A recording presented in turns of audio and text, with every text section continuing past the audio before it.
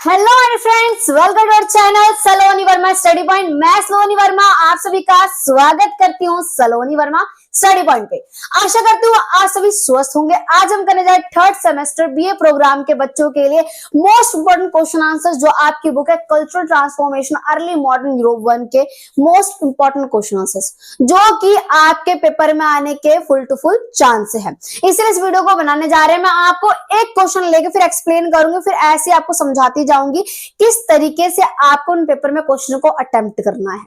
अब देखिए इसमें क्या प्रारंभिक आधुनिक यूरोप से क्या तात्पर्य है, स्पष्ट कीजिए। इस प्रकार से क्वेश्चन आ सकता है, या तो इस प्रकार से पूछा सकता है प्रारंभिक आधुनिक से प्रमुख सांस्कृतिक परिवर्तन क्या है, लिखिए। यानी आपको बस बताना है, अगर क्वेश्चन जिस प्रकार से भी आ जाए, चाहे इस प्रकार से पूछा जाए इस प्रकार से, आपको बताना बस यही कि प्रारंभिक आधुनिक यूरोप से आप क्या समझते हैं, कि जो प्रारंभिक काल है उससे आपका क्या तात्पर्य, आपको क्या समझ आता है। जिन बच्चों ने हमारी पुरानी वीडियो देखी थी मोस्ट इंपोर्टेंट क्वेश्चन आंसर्स की, उन्हें पता हो किस प्रकार से इसे अटेम्प्ट करना है। हमसे ये पूछा गया आपको बताना है कि जो प्रारंभिक यानी एंशिएंट टाइम था यूरोप के अंदर, कहां पे अगर बात की जाए यूरोप की, तो यूरोप में जो एंशिएंट टाइम था उसमें किस प्रकार से जो यूरोप है उसमें किस प्रकार से विकास हो रहा था। प्राचीन समय में यूरोप एकदम शांतिपूर्ण समाज था, यानी लोग आसानी से बहुत ही शांतिपूर्ण तरीके से जीवन को व्यतीत कर रहे थे। इसके बाद आता है मध्य युग। क्या आता है मध्य, अगर युग की बात की जाए तो मध्य युग या फिर आप मध्य काल बोल लो, इन दोनों में आप ये देखोगे कि ये जो है वो अंधकार का काल माना जाता है। मन में आया मैम अंधकार क्यों कह रहे हो आप? अंधकार इसलिए कहा जा रहा है क्योंकि ज्यादातर प्रभुत्व किसका था? पॉप का था।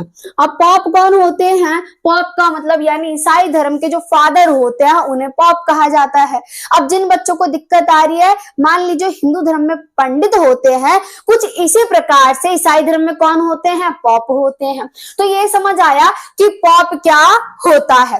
अब कहीं ना कहीं आप ये देखोगे ये यूरोप है, क्या यूरोप में आप देखोगे ज्यादातर प्रभुत्व किसका है? पॉप का था। अगर बात की जाए राजनीतिक मामला है, राजनीतिक मामले में, सांस्कृतिक मामले में, आर्थिक मामले में, हर एक मामले में कहीं ना कहीं पॉप का प्रभुत्व देखने के लिए मिलता है। कहीं ना कहीं ये बार बार जो राजा होते थे उनसे भी ऊपर का पद धारण कर लेते थे, यानी कि राजा की शक्तियों पर भी नियंत्रण करते थे। कौन करते थे?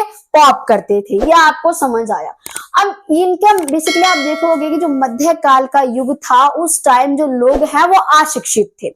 अब अशिक्षित है यानी कि ये मानते हैं जो शिक्षा का स्रोत कौन है? पॉप है। जो पॉप बताएंगे ये उसी की तरह चीजों को समझेंगे, उन्हीं धारणाओं को मानेंगे, तर्क वितर्क नहीं करेंगे। यानी ये नहीं पूछेंगे कि किस प्रकार से आप इसे इस प्रकार से कह रहे हैं। इनका मानना था अगर आप जो इनके क्रॉस के सिंबल को देख लेते हैं तो उससे क्या है, अगर आप क्रॉस के सिंबल को देख के दान देते हैं तो आपके पाप मिट जाते हैं, या फिर आपने कुछ गलती कर रखी है, आपके कर्म जो है वो बेकार कर्म है, अगर आप स्वर्ग में स्थान प्राप्त करना चाहते हैं, कहां पर?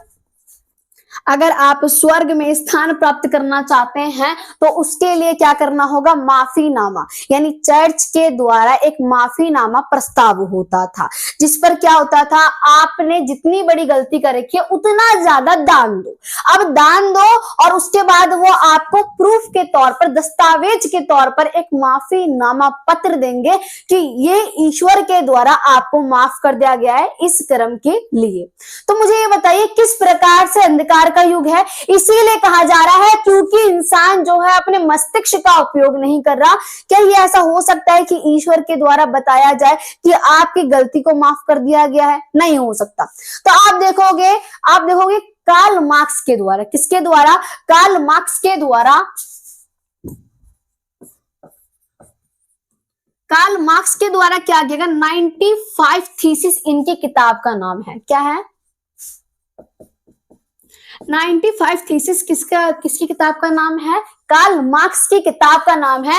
इन्होंने ईसाई धर्म की क्रूरतियों को दिखाया, इन्होंने दिखाया किस प्रकार के भारी आडंबर है और इंसान अपने बौद्धिक मस्तिष्क का उपयोग नहीं कर रहा, बौद्धिक क्षमता का उपयोग नहीं कर रहा है। इंसान को क्या करना चाहिए? अपने भले और गलत के बारे में समझना चाहिए, सही और गलत क्या है उसकी पहचान उसे होनी चाहिए।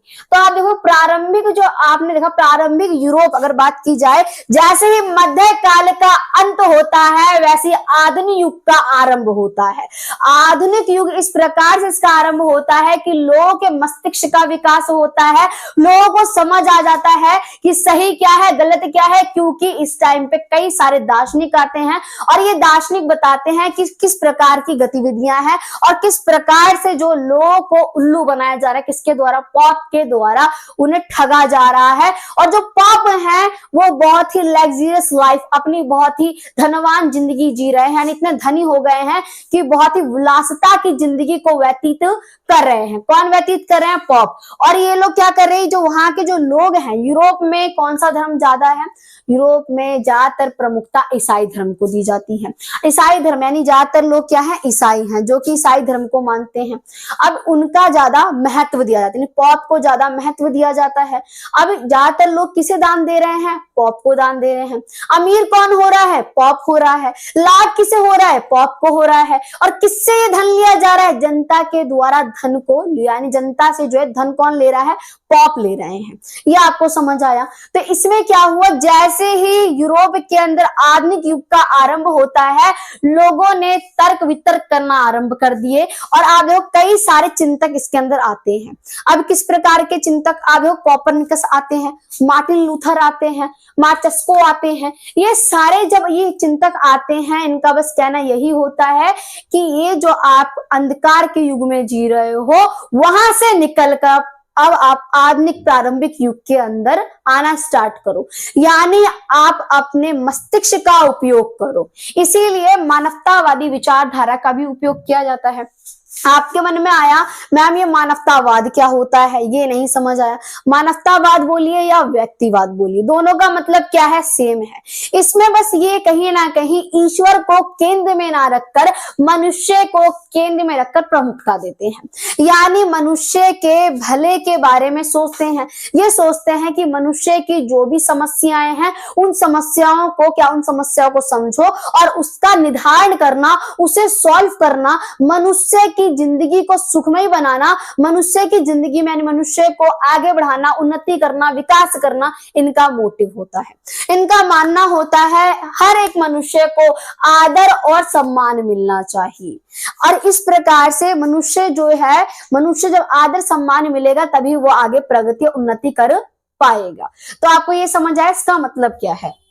तब क्या है, आपको ये समझ आ रहा है कि प्रारंभिक युग है यानी प्रारंभिक यूरोप में किस प्रकार, यानी प्रारंभिक यूरोप से क्या तात्पर्य है। अब इसकी बात की जाए, इसमें देखो बौद्धिक विकास होता है। अब आपके मन में ये बौद्धिक विकास क्या होता है, यानी कि लोगों ने अपनी बुद्धि का जो है विकास करना शुरू कर दिया, लोगों ने मस्तिष्क का उपयोग करना शुरू कर दिया।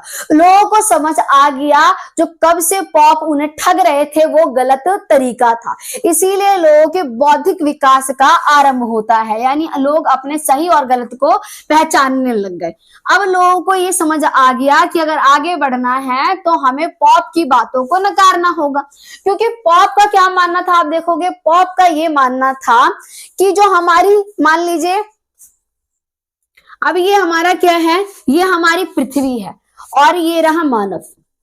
मानव जो है वो क्या है, पापी है। मानव कैसा है, पापी है। और मानव पापी है और जो पृथ्वी है वो पापों से भरी हुई है, इसीलिए पृथ्वी जो है वो क्या है, ब्रह्मांड के केंद्र में स्थित है, यानी कि वो गोल गोल घूमती नहीं है। किसका माने, ये पॉपों के द्वारा जनता को बताया गया था, डर पैदा किया गया था, भय पैदा किया गया था। अब क्या बताया गया है कि जो पृथ्वी है वो क्या है, स्थित है और सूर्य सहित बाकी सारे ग्रह जो है इसकी ओर परिक्रमा करते हैं, यानी जो पृथ्वी के चक्कर लगाते, कौन चक्कर लगाते, बाकी सारे ग्रह सूर्य समेत। कोपरनिकस एक निष्ठावान ईसाई थी और वो एक वैज्ञानिक भी थे। उन्हें पता था अगर वो ये घोषणा करेंगे, क्योंकि उन्हें ये पता था कि जो पृथ्वी है वो केंद्र में नहीं है, केंद्र में कौन है, सूर्य है। कौन है केंद्र में, सूर्य है और पृथ्वी समेत बाकी ग्रह उसकी परिक्रमा करते हैं, यानी कि चक्कर लगाते हैं। मगर उन्हें इस बात का डर था कि जो लोगों की पुरानी सोच है, अगर वो अचानक से बताएंगे तो कोई उन्हें मानने वाला नहीं है। उन्हें डर था कहीं लोग उन्हें मार ना डाले। परंतु जब वो अपनी मृत्यु सैया पर होते हैं, ये उस टाइम क्या करते हैं, मृत्यु सैया पर अपनी किताब को, जो उनकी पांडुलिपि होती है, दी रेवोल्यूशन निवस, क्या होती है, दी रेवोल्यूशन निवस, उसे अपने अनुयायी को सौंप देते हैं। जोहान केपलर को सौंप देते हैं, जो कि उनके अनुयायी होते हैं, और जोहान केपलर उस किताब को प्रकाशित करवा देते हैं। अब आप मुझे बताइए, जब लोगों की पुरानी विचारधारा है, क्या तुरंत इंसान मान लेगा उस चीज को? नहीं मानने वाला, कुछ समय लगता है। कुछ इसी प्रकार से और विद्वान आए, उन्होंने भी सिद्ध किया कि कोपरनिकस के द्वारा, जो कोपरनिकस क्रांति की गई है, बताया गया है कि जो ये सूर्य है वो स्थित है पृथ्वी समेत बाकी ग्रह इसकी परिक्रमा कर रहे हैं, वो सत्य है।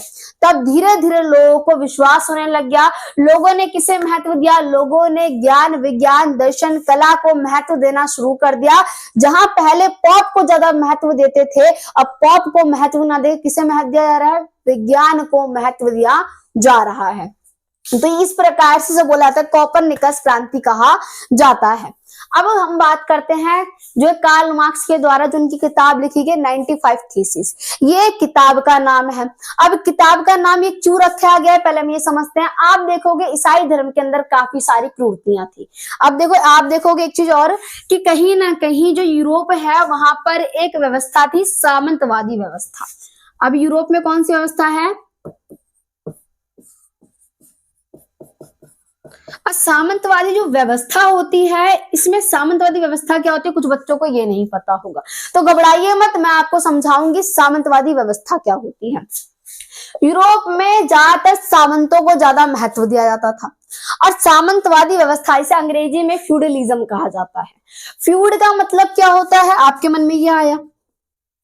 फ्यूड का मतलब क्या होता है? भूमि का छोटा सा टुकड़ा। अब ये टुकड़ा किसके द्वारा दिया जाएगा? राजा के द्वारा दिया जाता है।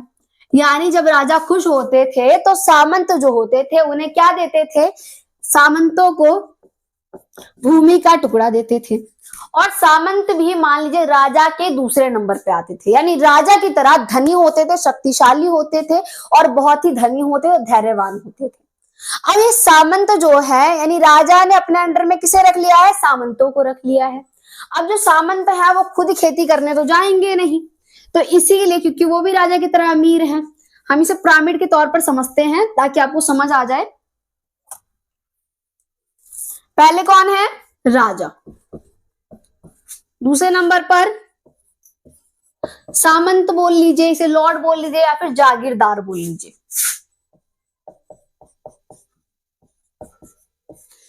इसके बाद आप यहाँ पे देखोगे, यहाँ पे आते जमींदार,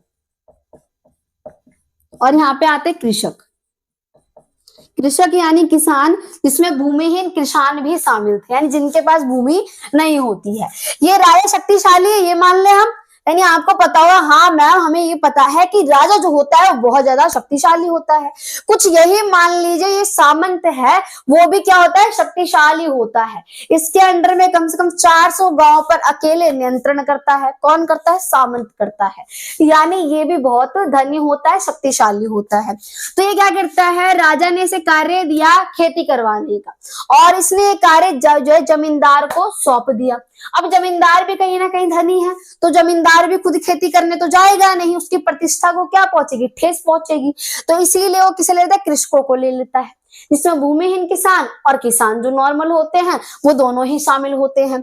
अब जमींदार ने क्या किया? इनसे कार्य करवाया, यानी कि राजा की जो जमीन थी उस पर खेती करवाई। और ज्यादातर बेनिफिट किसे मिलेगा? ज्यादातर बेनिफिट मिलेगा राजा को, सामंत को और जमींदार को। सबसे ज्यादा लॉस किसका होगा? हानि किसे पहुंचेगी? कृषकों को पहुंचेगी। तो ये कहीं ना कहीं ये व्यवस्था कहां पर थी अगर बात की जाए तो यूरोप में थी, जिसे प्रमुखता यानी यूरोप में ज्यादातर सामंतवादी व्यवस्था को महत्व दिया जाता था। तो इस प्रकार से आपको ये समझ आ रहा है कि सामंतवादी व्यवस्था में तो कहीं ना जो कृषक है उनका क्या हो रहा है, उनके साथ तो गलत हो रहा है। अब आप इसके बाद आप देखोगे 14वीं शताब्दी में सामंतवादी व्यवस्था का पतन हो जाता है। पतन होने का मतलब यानी कि समाप्त हो जाना, सामंतवादी व्यवस्था का खत्म हो जाना। अब इसके बाद क्या हुआ, ये क्यों हुआ, क्योंकि यूरोप के अंदर एक हैजा नामक बीमारी फैल रही थी। और ये हैजा नामक बीमारी इस तरीके से फैल रही थी कि इसका शिकार कौन होते, ज्यादातर ये कृषक जो है, किसान हो रहे थे, यानी किसानों को ही सबसे ज्यादा नुकसान होता था, क्योंकि ये इसका अपना इलाज ठीक तरीके से, सही तरीके से करवा नहीं पाते थे। ज्यादातर किसान मर गए और बाकी किसान जो है वो दूसरे देशों में जाके शरण लेते हैं। इस प्रकार से यूरोप में 14वीं शताब्दी में क्या होता है, आप देखोगे कहीं ना कहीं सामंतवादी व्यवस्था का पतन हो जाता है। तो आपने देखा कि 95 थीसिस में कार्ल मार्क्स ने ये बताया है कि कहीं ना कहीं मनुष्य के अधिकार की तो बात की नहीं गई है। कभी पॉप ने क्या किया, पॉप की प्रभुत्ता देखने के लिए मिल रही थी, पहले जो सामंतों की प्रभुत्ता देखने के लिए मिले, सामंतों को ज्यादा महत्व दिया जा रहा है और पॉप को ज्यादा महत्व दिया जा रहा है। कहाँ पे जो है गरीब इंसान की बात की गई है। इसी टाइम में आप देखोगे कि जर्मन में, कहा यानी जर्मनी में जो है प्रिंटिंग प्रेस आ जाती है, यानी कि अब पन्ने छपने लग जाते हैं, किताबों का छपना स्टार्ट हो जाता है। सबसे पहले जो है बाइबल को छापा जाता है, 150 पृष्ठ इसके निकलवाए जाते हैं, इसके बाद बाकी किताबों को छापा जाता है। जर्मनी के बाद ये है इटली में जाती है, यानी इटली में फिर प्रिंटिंग प्रेस का जो आविष्कार होता है, किताबें छपने लग जाती हैं। अब देखिए एक चीज समझिएगा, जो कहीं ना कहीं अंधकार का युग है वो खत्म हो रहा है। क्यों? क्योंकि जब किताबें छपेंगी तो ये पता चलेगा बाइबल में रियलिटी में क्या कहा गया है और इन पॉप के द्वारा किस प्रकार से कहानी को गढ़ा गया है। तो इस प्रकार से अमीर और गरीब सभी लोग किताब को खरीद कर पढ़ सकते थे, समझ सकते थे कि सही क्या है और गलत क्या है। इस प्रकार से अब आप देखोगे बौद्धिक विकास हो गया लोगों का, अब कला साहित्य का उत्थान होता है, यानी कि इस टाइम में कला को और साहित्य को ज्यादा महत्व दिया जाता है। लोगों को समझ आ गया अगर हमें क्या आगे बढ़ना है तो शिक्षा ज्यादा आवश्यक है, शिक्षा को महत्व दिया, कला को महत्व देना शुरू कर दिया गया। तो ये हो गया। इसके बाद क्या आप देखोगे, सामाजिक आर्थिक परिवर्तन आना, यानी समाज के अंदर क्या आना, परिवर्तन आना, जो लोगों की विचारधारा संकीर्ण थी उसमें परिवर्तन आना, आर्थिक स्थिति में लोगों के परिवर्तन आना। अब धार्मिक सुधार होना, इसके बाद क्या था पॉइंट आपका, धार्मिक सुधार, जो धर्म में जो भी क्रूरतियां थी उसका क्या करना, उसे खत्म कर देना। इस प्रकार से आपको इसे समझाना है, एक्सप्लेन करना है। मेरे को लगता है आपको समझ आ गया होगा। अब नेक्स्ट क्वेश्चन को समझते हैं। चलिए देखते हैं सेकंड क्वेश्चन को किस प्रकार से अटेम्प्ट करना है। इटली में पूर्ण जागरण के उद्योग का संक्षिप्त वर्णन कीजिए, यानी कि पूरे यूरोप में सिर्फ इटली में ही सबसे पहले पूर्ण जागरण क्यों हुआ। अब पूर्ण जागरण का मतलब क्या होता है, यानी कि दोबारा से मान लीजिए पूर्ण जन्म होना, या इटली का दोबारा से पूर्ण जन्म होना और ज्यादा शक्तिशाली होना, मजबूत होना, समृद्ध होना। तो अगर बात की जाए इटली में पूर्ण जागरण के उद्योग का कारण ये था कि आप देखोगे पर जो है पूर्वी और पश्चिमी जो है दुनिया के भूमध्य सागर में स्थित कौन थी, इटली स्थित थी।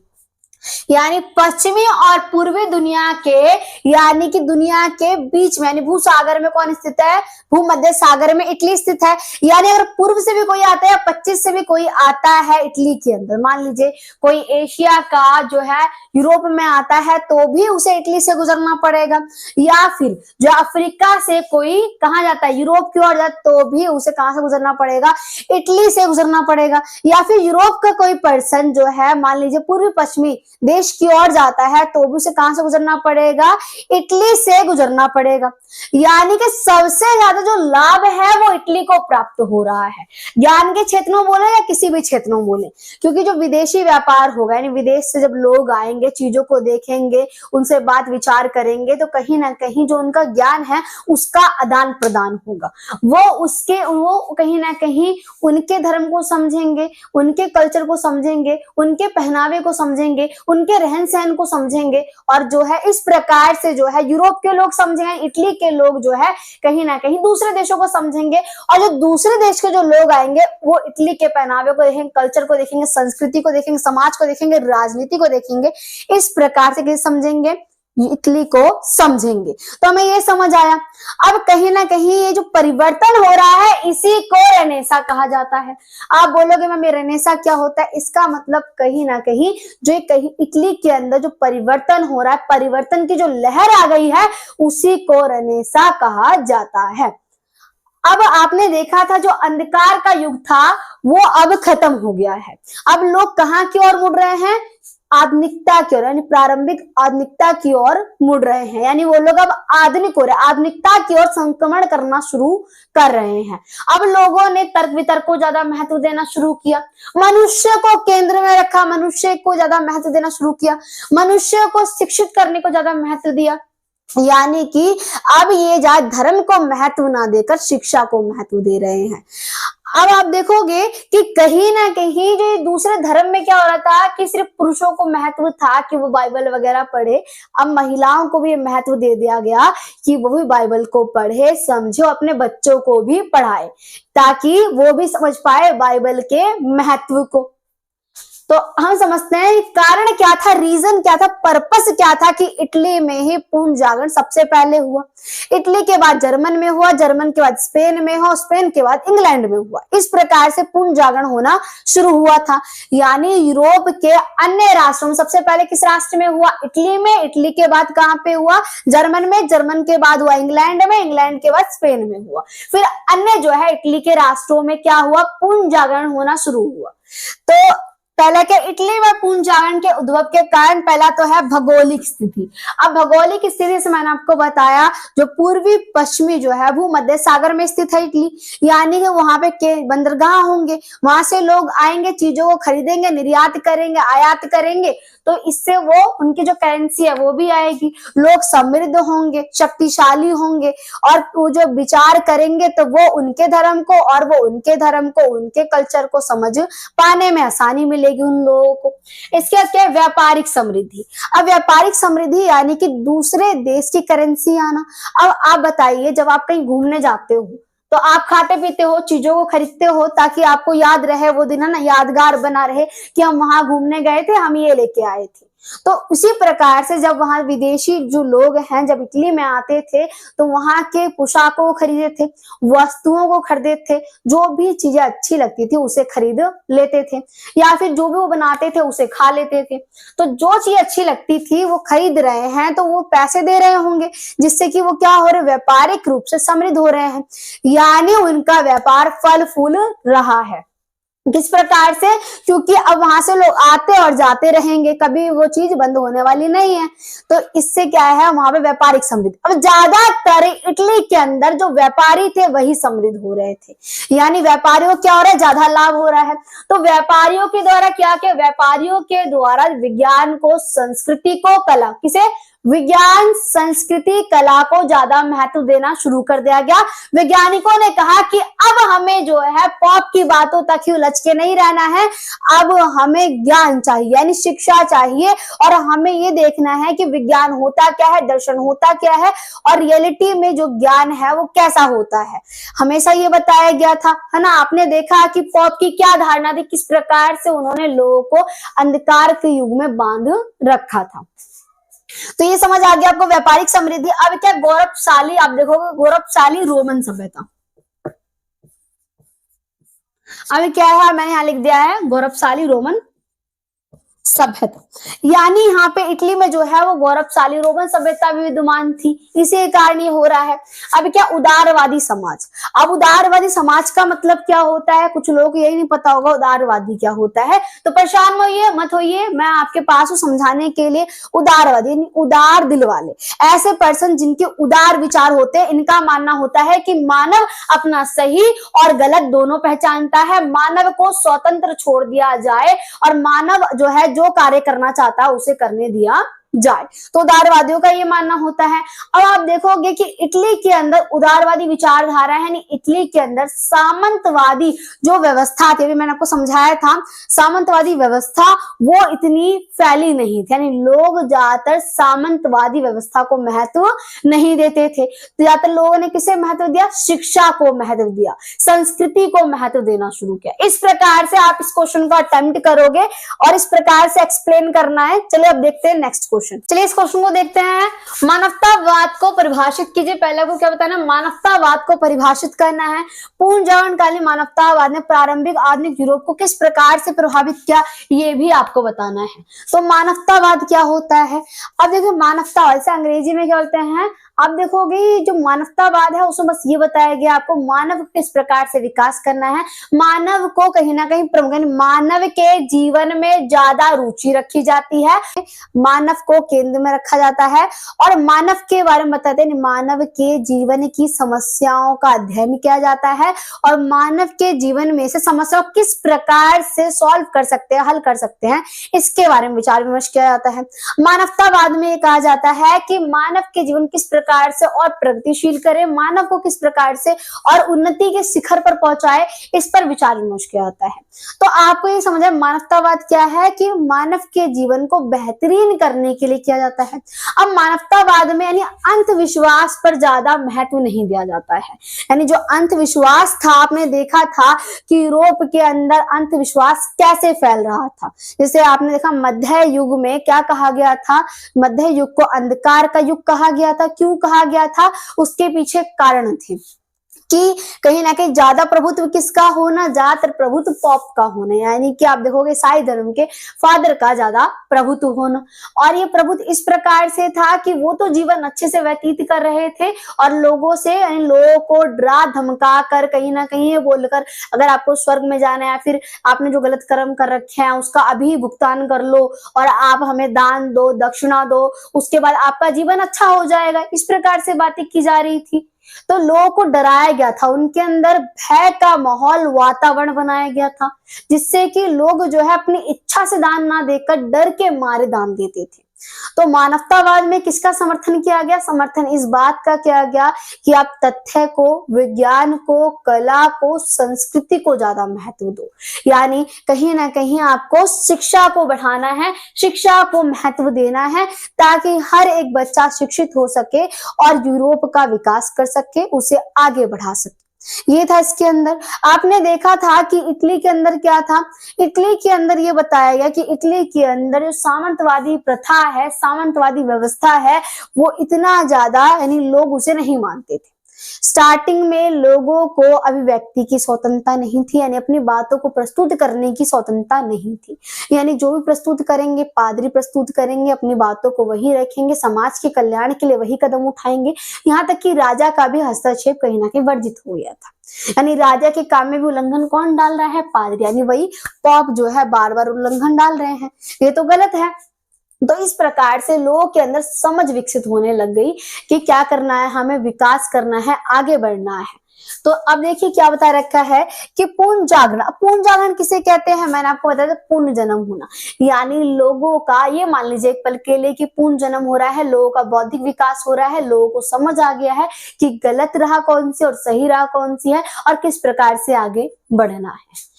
मानवतावाद से प्रारंभिक आधुनिक यूरोप को किस प्रकार से प्रभावित किया, इस मानवतावाद ने प्रारंभिक यूरोप को किस प्रकार से प्रभावित किया, निम्न तरीके से प्रभावित किया। बौद्धिक रूप से प्रभावित किया, कला साहित्य के रूप में प्रभावित किया, धार्मिक सुधार किए, सामाजिक आर्थिक उन्नति की। आप ये देखो कहीं ना कहीं ये क्या हो रहा है, प्रभावित करना ही हो रहा है, यानी इस प्रकार से प्रभावित किया कि लोगों के अंदर कौशल का विकास होने लग गया। और आगे समझते हैं इसके बारे में। प्रारंभिक आधुनिक यूरोप में मानवतावाद का प्रभाव और विशेष क्षेत्र, यानी कि जो प्रारंभिक आधुनिक यूरोप में जो मानवतावाद का प्रभाव है उसका विशेष क्षेत्र क्या था, ये समझेंगे हम। साहित्य और कला, यानी इसमें आप देखो इस काल में साहित्य को, कला को ज्यादा महत्व दिया गया। देखा गया कि अगर हम कला और साहित्य को महत्व देंगे तो हमें विज्ञान की, कहीं ना कहीं अपनी संस्कृति को जानने में, अपनी संस्कृति में किस प्रकार से शासन है इसे जानने में, समाज की अर्थव्यवस्था को जानने में, राजनीति को जानने में, आर्थिक स्थिति को जानने में सहायता प्राप्त होगी। इसके बाद क्या है, विज्ञान तकनीकी प्रगति, यानी विज्ञान को महत्व दिया गया, तकनीकों को महत्व दिया गया, यानी प्रगति करना है। जब विज्ञान को महत्व देंगे, तकनीकों को महत्व देंगे तो क्या होगी, उस देश की प्रगति होगी, उस राष्ट्र की प्रगति होगी। तो इस प्रकार से क्या किया गया, विज्ञान और तकनीकों को प्रगति दी गई। पहले जो पॉपों को ज्यादा महत्व दिया जा रहा था वो अब खत्म हो रहा है, प्रभुत्व उनका क्या हो रहा है, खत्म हो रहा है, समाप्त हो रहा है, सीमित हो रहा है। अब क्या, धार्मिक और सामाजिक परिवर्तन। अब धार्मिक और सामाजिक परिवर्तन का मतलब क्या है कि ये जो परिवर्तन हो रहे हैं, यानी ये कहा गया लोगों को ये ही ठीक नहीं है कि सिर्फ आप अपने ईसाई धर्म का सुनना, देखना और लिखना पसंद करो, ये क्या है, गलत है। आपको क्या करना है, इस प्रकार से ना करके आपको जो है धर्म में अपने, जो मान लीजिए ये दूसरे धर्म है, उन धर्मों को भी समझना है, उन धर्मों के बारे में भी जानने का प्रयास करना है। जो किसी भी धर्म को नहीं मानते, नास्तिक, उनके विचारों को भी समझना है, उसके पीछे क्या तथ्य है उसे समझना है, उनसे विचार विमर्श करना है, ताकि उनके ज्ञान से आपको ज्ञान का आदान प्रदान हो सके। तो इस प्रकार से समझाया गया। अब क्या है, मानव समझ को महत्व देना। पहले किसे महत्व दे रहे थे, पादरियों को। हाँ मैम आपने सही बोला, पादरियों को महत्व दिया जा रहा था, एकदम सही बोला आपने। यानी किसे महत्व दे रहे थे, पादरियों को महत्व दे रहे थे, हर क्षेत्र में उन्हें महत्व दिया गया। मगर अभी क्या है, मानव को महत्व देना शुरू किया गया। किस युग में, आधुनिक युग में मानव को महत्व दिया गया, मानव की रुचि को महत्व दिया गया, मानव की शिक्षा को महत्व दिया गया, या मानव के व्यापार को महत्व दिया गया, मानवता को महत्व दिया गया। इस प्रकार से मानवता ने मानव के जीवन को प्रभावित किया, और यूरोप में कहीं ना कहीं आप देखोगे इस प्रकार से विकास किया कि लोगों को समझ आ गया कि मानवतावाद कितना आवश्यक है। ह्यूमनिज्म कहा जाता है इसे अंग्रेजी में। अब देखिए आपको ये समझ आ गया, इस प्रकार से आपको अटेम्प्ट करना, एक्सप्लेन करना है। आशा करती हूँ वीडियो अच्छी लगी होगी। वीडियो को लाइक, चैनल को सब्सक्राइब जरूर कीजिएगा अगर चैनल पर पहली बार विजिट किया है। जय हिंद, जय भारत।